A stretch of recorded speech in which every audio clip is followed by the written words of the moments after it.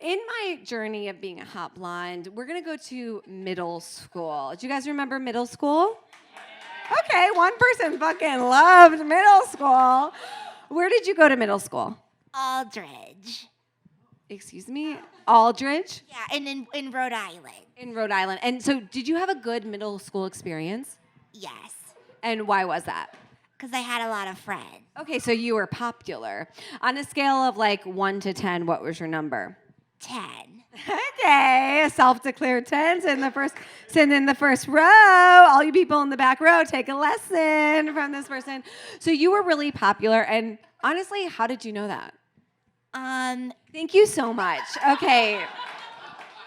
Maybe I had like a little bit of a different experience than you had in middle school. So I actually think like middle school, 6th grade, I think 6th grade is a really complicated time for a female. Like you're either finger painting or you're getting fingered. You know what I mean?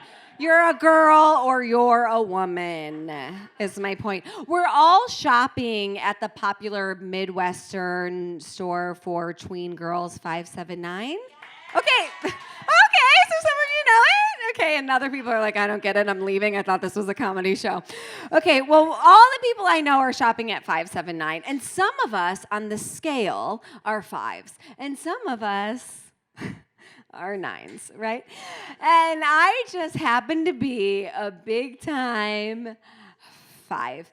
And that's being generous. I was basically a 4.6 that got rounded up. You know what I mean? But I didn't know this. So I was walking around with this delusional confidence of a 13. Okay, like I felt like I was so high off the scales when the popular kids wouldn't invite me to their birthday parties.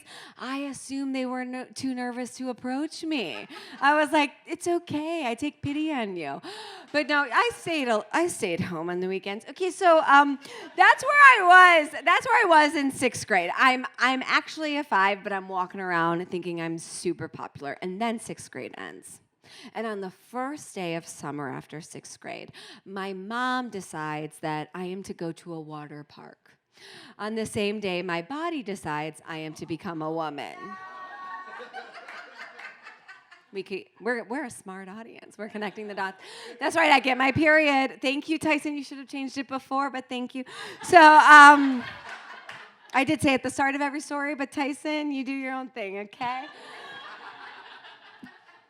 So I get my period, Tyson. And I really commit to it. I still get it today, okay? So I get my period, and I don't know what to do. I can't, wear a pad, so I have to put in a tampon. And I can't ask my mom for help on how to put a tampon in because I would be so embarrassed if she ever found out I had a vagina. So I, have to figure out how to put a tampon in by myself. And is this lighting okay? Okay, all right, I feel it on me. I'm like, this is dramatic. Vaginas! Okay, I know we're all taking a respite from feminist theater tonight. Okay, so, Lindsay, can you edit that out? Okay, so I have to put this tampon in by myself, and I, don't know what I'm doing, but I get it in. I get it in my super tiny vagina that, by the way, has not grown a centimeter. So I stick it inside of me, and I'm really proud, okay? Are you embarrassed by that? It's very small. I mean, I can't even put a straw in. It shoots right out, and I've tried. So, I mean, a toothpick is a challenge. So I get the tampon inside of me, but I did not know that I was supposed to take the applicator out. I've lost the men. They're like, I don't know what you're talking about. I'm going to smile and nod. I don't want to get pointed out. So, okay, it's just a little one. Yes, I will explain. Don't worry about that. So a little 101 when it comes to tampon. Yep, there you go. Okay, listen, excuse me, miss. It's my show. So you put the tampon in, and then you take the applicator out, and the cotton stays inside you, and that's what absorbs the period. But because my cotton tampon was engulfed by plastic, it did not absorb. And by the way, it was a plastic applicator. It wasn't a cardboard applicator because I ain't no cardboard hoe. Okay? And by the don't you think it's kind of crazy? We have two choices to put up our vagina, and that's paper or plastic. It's like, I brought my own bag. Thank you so much. So I put this plastic tampon inside of me. The applicator is still intact, still inside of me. So it's actually doing the opposite of what a tampon is supposed to do. Instead of absorbing my period, it's enhancing my period. My period is hitting the top of my tampon and just like streaming out.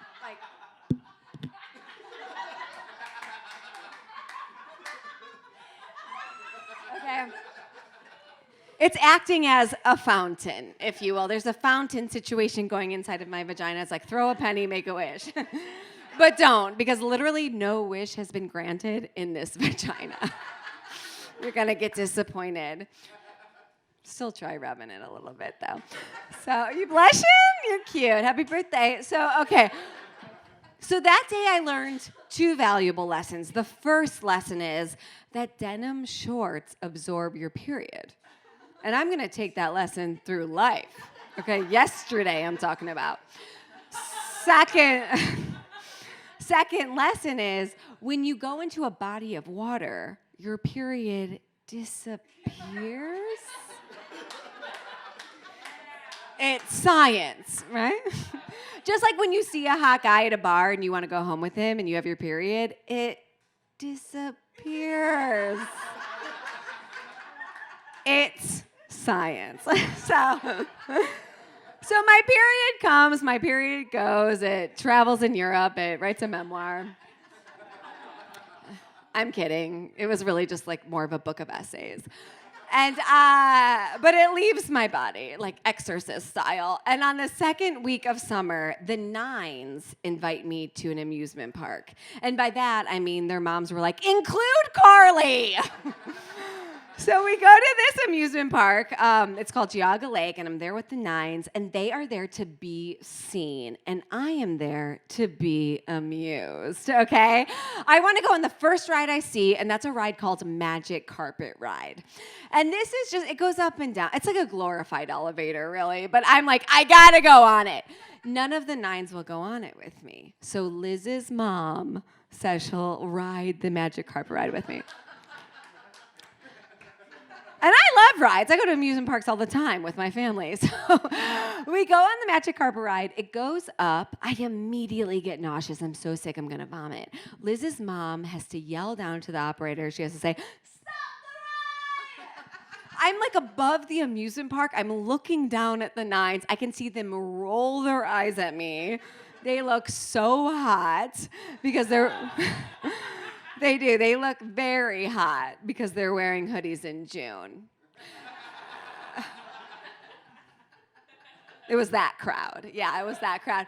The Magic Carpet Ride, you know, the carpet comes to the ground, and we get off of it. And to settle my stomach, Liz's mom buys me an extra large cup of pop. Let me translate: soda. And it was vintage, 7-Up. So Liz's mom buys me this soda, and as a child, I'm 12. I'm not allowed to have pop as a child. I don't know why. My parents never let me drink pop. I have no idea why. So I down it. This is like a luxury, okay? I down this extra large cup of 7-Up, and I'm like hyped. I'm like, what's next ride? What's next ride? And I like turn this corner, and I see it. And it's a ride called Raging Wolf Bob's, which is a roller coaster, but also probably the name of like a pack of suburban serial killers. You know what I mean? They're like dads who mowed the lawn, and they're like, well, I got nothing else to do. I'll decapitate a woman. How are we okay on serial killer jokes? We're good? Okay, I think we are. So I want to go on this roller coaster. I need to go on this roller coaster. And this 9, Carrie, volunteers as tribute. She says she will go on it with me. So it's the second week of summer, and the line is so long. And we're in line for Raging Wolf Bob's, and we're halfway through the line. And that's when that extra large cup of pop hits my bladder. I gotta pee. But I can't get out of line. I'm in line with a 9.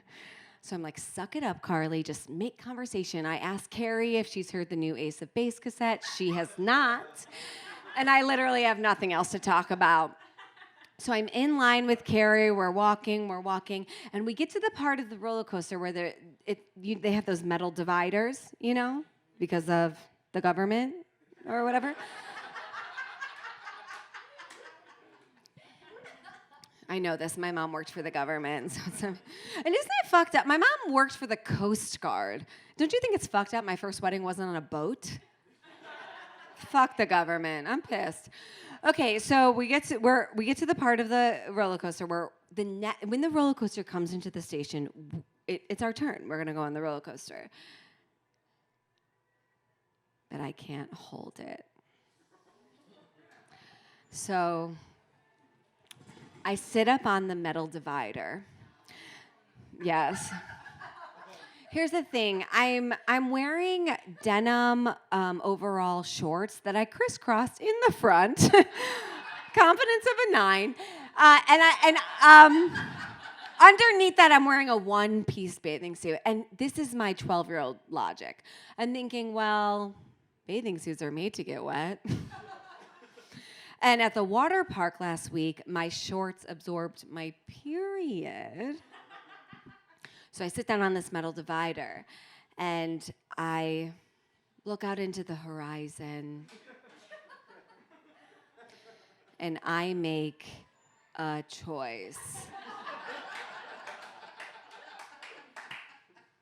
It's my body, my choice. And my choice is to pee my pants. I'm peeing on this metal pole, not unlike a dog. Okay? And the pole is acting like a fountain, okay? So my urine is hitting the pole and it's spewing around innocent bystanders, okay? That's what's going on. It's actually building momentum and splashing on the ground, okay?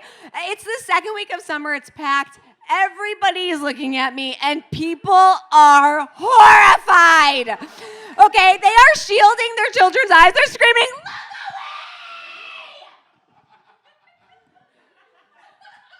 And I continue to pee that extra large cup of 7-Up.